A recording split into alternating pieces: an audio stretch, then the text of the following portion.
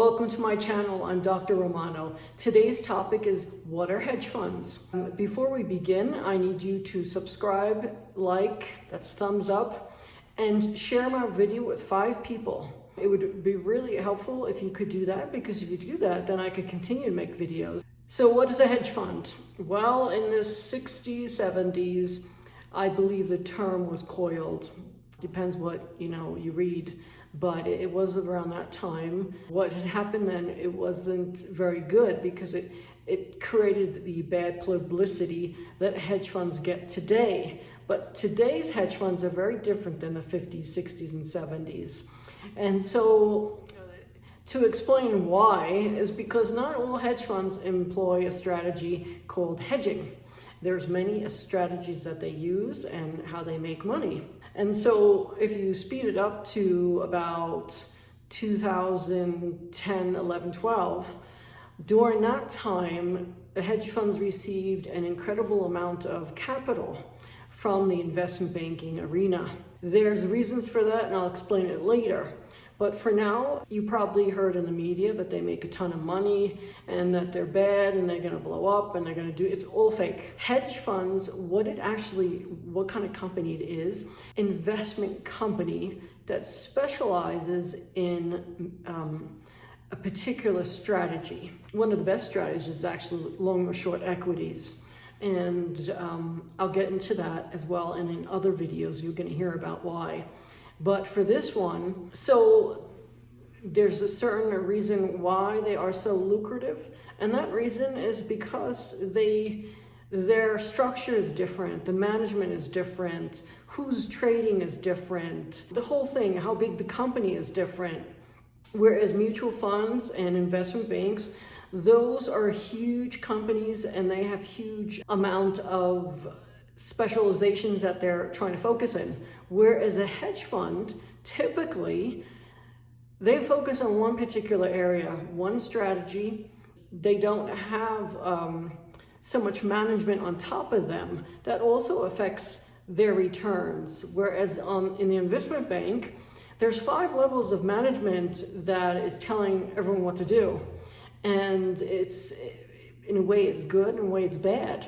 But to trade, so let's say that you're a trader, right? And you start making returns, meaning profits every month.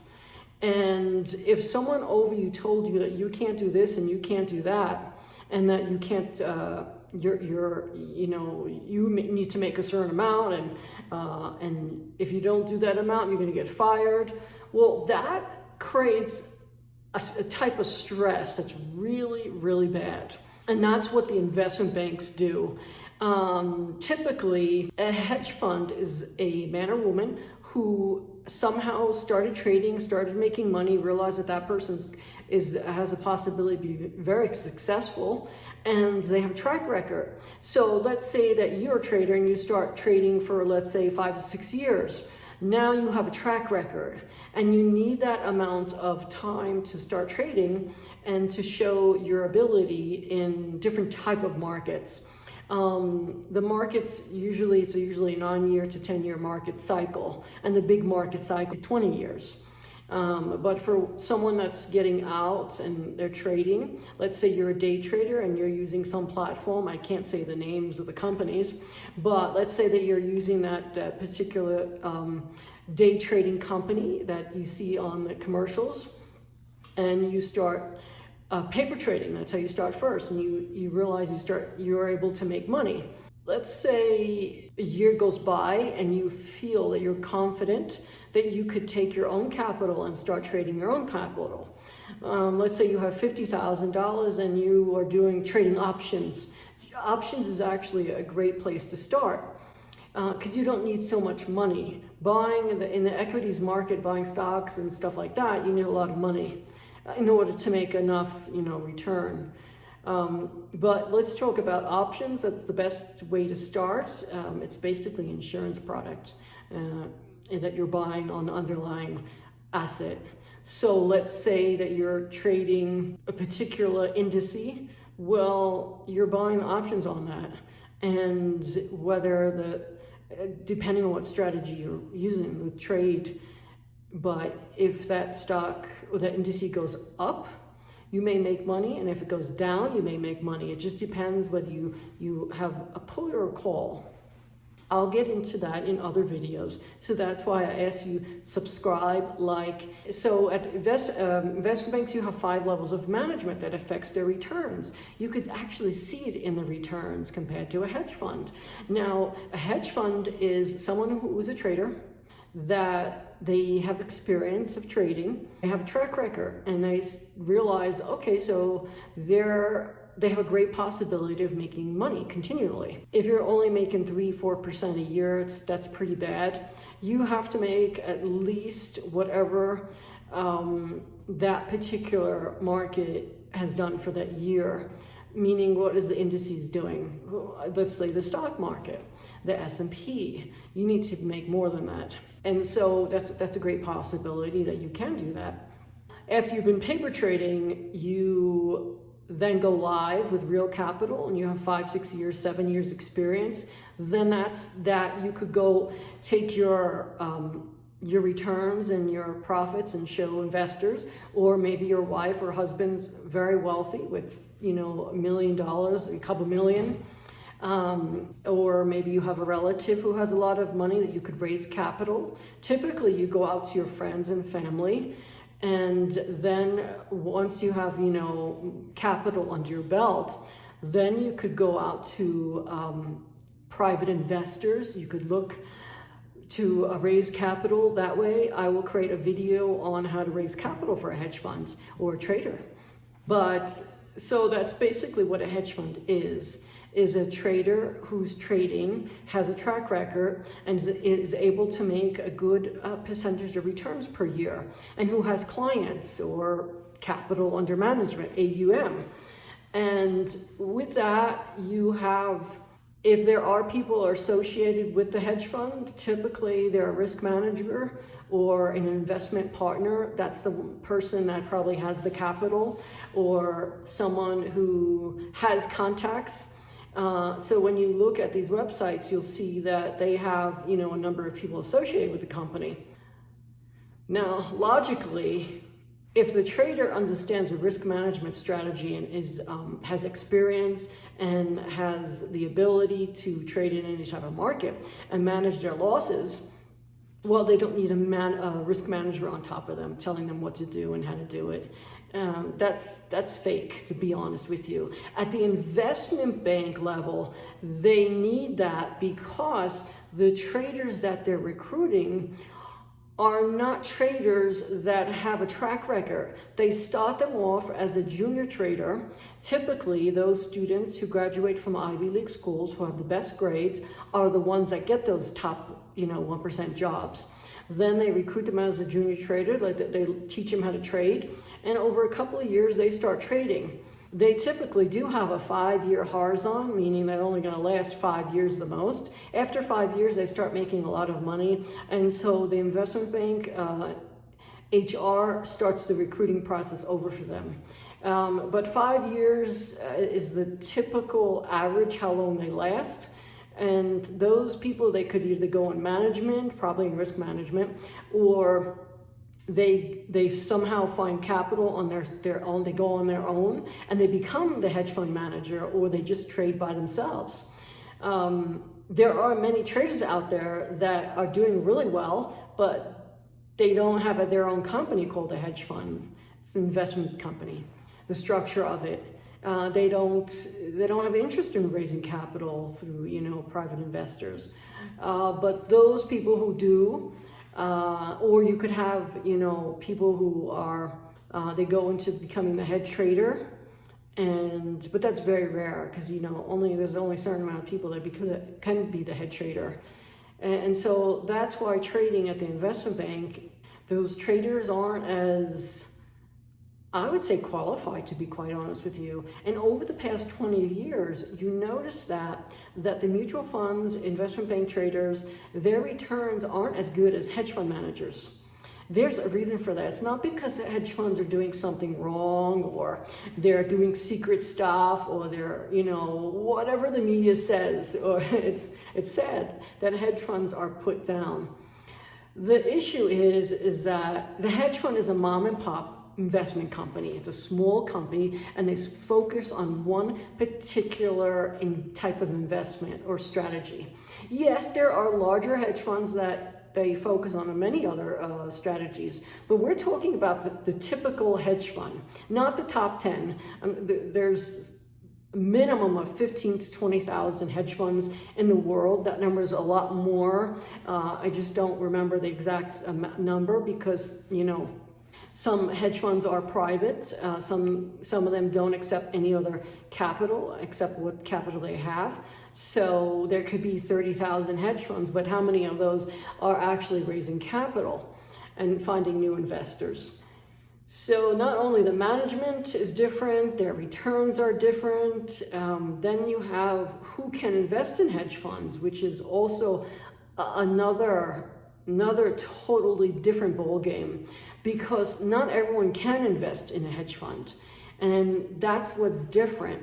So you have to be worth a minimum of net worth. That number changes, but and then you need actual capital, and some hedge funds have a minimum investment amount, so that could be 250,000, it could be $1 million, you know, it just depends what company. And also legally, because their structure changes. So those hedge funds who require a minimum investment of $1 million or more, that's because of filings and state levels different than federal. And also, remember, the hedge fund charges management fees. And when you have a certain amount of people, investors that have to be managed, I mean, their accounts, you know, the accountant charges more, the administrator charges more. It just takes a lot more work as opposed to having, let's say, 10 clients at 10 million each, or 100 customers at $1 million each, or as opposed to, and so you get why management fees are charged at hedge funds. They also charge a performance fee based on what they've made. So the yearly return, if it's typically it's 2 and 20%. So it's 2% of the total capital and 20% of the returns. But they do also charge a little extra if they make a little more than, you know, typically. And so the typical hedge fund returns on an investment would be 10 to 20% per year. Now that amount, you know, there's so many hedge funds out there, so of course there's going to be hedge funds that do a lot more. I've seen hedge funds that have done 80% over a 5-year period, meaning like out of 5 years, there's 1 year that they've done 60 to 80%. Then there's other hedge funds that I've seen 180% in a year. So that means that out of 5 years, one of those years they're capable of making above 100% return. Now it just depends what the markets are. It has nothing to do with being, you know, what the media says a good market, meaning it keeps rising. Hedge fund strategies, the way they create their strategies and their risk management approach, because it's all about managing risk, right? Anyone can invest in the markets and they'll make money, but you have to know how to manage the losing trades. And that's what trading is all about, is knowing how to manage your losing trades. And so I'm going to get into other videos on how to do that as a trader or options trader or whoever you may be. Those will be good videos on how to perfect your risk management approach. And so before we continue on the next part of the video, I need you to remember, please subscribe, thumbs up, like my video, and send me any questions to the live chat, and as well as share my videos with anyone you know. Anyone that you could think of would be interested, send them my video. And there's a share button. That's really important, because since I'm offering this information free to you, please at least return the favor by helping me get out there and allowing other people to see my videos and enjoy that free information. So to continue the returns, so as we talked about, you have to be a certain investor, meaning a qualified investor, accredited investor, whatever you want to call it, but that's someone who has a minimum of net worth. You typically need over $1 million. It depends what the SEC says, but it could be $1.5 million, it could be $2 million. It just changes. So that's something that you have to find out. And the reason why the SEC does that is because they're trying to protect the public. There's a lot of, because the company has less regulation than investment banks and mutual funds, they're allowed to kind of do whatever they want to do within the law, basically. And that allows them to produce those beautiful returns. But now after the collapse, because in 2008, 2009, and in 2020, there were those collapses that happened. And the investment banking industry and other industries are now pouring capital in the hedge fund industry. And so that's why the hedge fund industry is becoming so lucrative. And it's just because there's a focus, meaning when you go to a shoemaker, let's say in the 1800s, that shoemaker made perfect shoes for you. They had a wooden model of your shoe, and they picked the best leather, and the fit was perfect, the quality was perfect, and you got a special customer service that when you're dealing with the owner or the designer, there's so much that goes into it. And so that's why hedge funds are so different than investment banks, because investment banks are a huge company. Some of them are global, whereas hedge funds, most of them are very small companies, believe it or not. It's only a handful of people in there that are managing it, or there could be one person managing millions of dollars, even billions. And so that type of person is going to do everything that they have to do, that hedge fund manager, to make business. They're going to focus on what they have to do. They're responsible, and part of being responsible is the law requires them to do a independent audit every year. I wish they would change it to 2 times a year, but for now it's once a year. And that independent audit basically will give the investor client a sense of calmness, that they know their money is still there, where it is and what they're doing with it. Whereas the situations that we had in the past, like Bernie Madoff, if they were really doing their audits that the way they were supposed to, the investors wouldn't have lost all that money. And so that's why things are very different today. And so they have to have an independent audit company that the hedge fund pays. That's part of the administration costs. Then, of course, there's other parts of why hedge funds are so safe. It's not just you give someone your money and you don't know, if your money's there. It doesn't work like that. The hedge funds are required to have an administrator. The administrator is an independent company that handles the pretty much everything that has to do with money, the auditing. Work together with the independent accountants. You can't have there's no accountants that are working inside the hedge fund. It has to be an independent company. And they are the ones that do the calculations, how much they made. They charge the fees to the clients. They are the ones that makes, the statements for the clients. And they work together with the administrator on auditing, making sure all those papers are in place. There's so much that goes on, but that's basically what it is. And so the person that owns the company is probably the trader. And then you have investment partnerships. The law and the SEC, they regulate hedge funds in a great, and I don't know what's going to happen in the future, but they're continue growing. Honestly, in my perspective, since I am a doctor of finance, it's better to invest your money in companies that are small, that have potential to grow. Because management is really high quality. You could see it in their returns.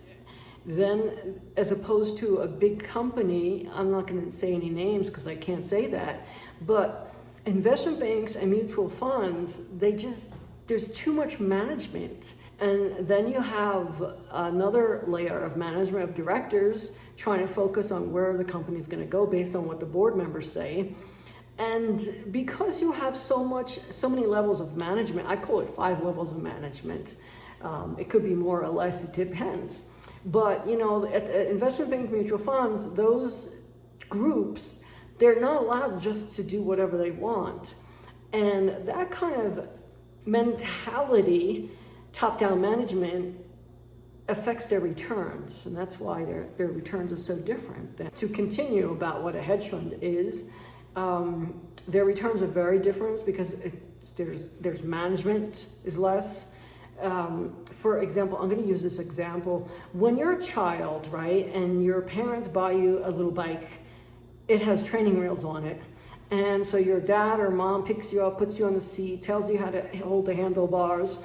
And from there, you develop confidence to ride that bike based on the reactions of the people around you. If your parents are going to say, no, don't do that, you're going too fast, no, you're going by the street, you're not going to develop the confidence you need. But if the parents sit back and let you fall down and basically help you, but don't be so restrictive, you're going to develop the confidence to learn how to ride a bike. And maybe you'll even go to become a cyclist or a racer. You never know. And so the people around us are the ones that give us our self-confidence. And so at the investment bank, those traders, they're trading just to keep their job. And you'll see it in their returns. Whereas a hedge fund trader is not trading to keep their job because that person's the owner of the company. He's trading to keep investors and to grow his company or her company. So that type of person is going to do everything correct. They're going to do the right thing. They're going to focus on what they have to do correctly. And then, of course, if they need to tweak their strategy or improve their risk management approach, they'll do that. Whereas at the investment bank level, mutual fund level, the traders can't do that. That's huge amount of management that controls what they do. And also the investment banks, mutual funds, etc., their recruiting process of HR is very different as opposed to a hedge fund. Remember, a hedge fund, the trader is trading, who's qualified to trade, he finds investors, creates a company called a hedge fund. And that person definitely has a track record, definitely has capability. That's not a person that's like just out of college and is recruited by a company. No, the investment bank industry does that. They recruit, as I mentioned, Ivy League, top 1% of the students with the best grades, and they give them a chance. And they train them and as a junior trader. Not all those traders are going to go on and become, the big traders, whoever they are. It's a very small percentage. And so not all of them are qualified. They're just doing what the company wants. And so let's look at the brain. You have people who have long-term memory and short-term memory. Not everyone has an equal amount, strong long-term or strong short-term. Most people out there usually have one side that's stronger. And so logically, the investment bank HR is recruiting students that are getting really good grades their whole life. They went to an Ivy League school, they evidently have a short-term memory. And because people who do really well on standard testing have short-term memory, their long-term memory may be a little weaker. So that's a huge difference because the people who do really well on standard testing and go to the best schools, they go in management. They're not all traders. The trader's mind is someone who's an entrepreneur. They're able to so they learn from their mistakes, they write down their mistakes, they've created their strategy, whether it's learning it or opening up a book, read lots of books on trading, find a particular strategy that they're comfortable with, and they improve it. And by trading in the different markets, they're able to learn how to manage the risk. Because as I mentioned prior, anyone can be a trader, but the good ones understand their mistakes. And so those people who understand and remember their mistakes, they have a huge long-term memory. And they're visual, they're highly visual. So not everyone is going to be visual. That's being recruited by HR at the investment banks. Not everyone's going to have a long-term memory. Who has high grades? Some of them do. Okay, that's the exception, but for the majority, they don't. And so, as I mentioned, the hedge funds are basically entrepreneurs. They're people who have the ability to perfect their strategy, to do a lot more than just get told what to do. And I'm not here to insult anyone at the investment bank or mutual funds, but you're keeping your job. You're doing everything that you have to do to keep your job. And okay, that's great, but that's not a hedge fund trader. And so those people, like in history, we have a number of people today that took the car manufacturing business and turned it upside down. It's been 120 years yet. Why did no one improve the combustion engine or go to electric? We had electric cars at first. Remember the company called Baker?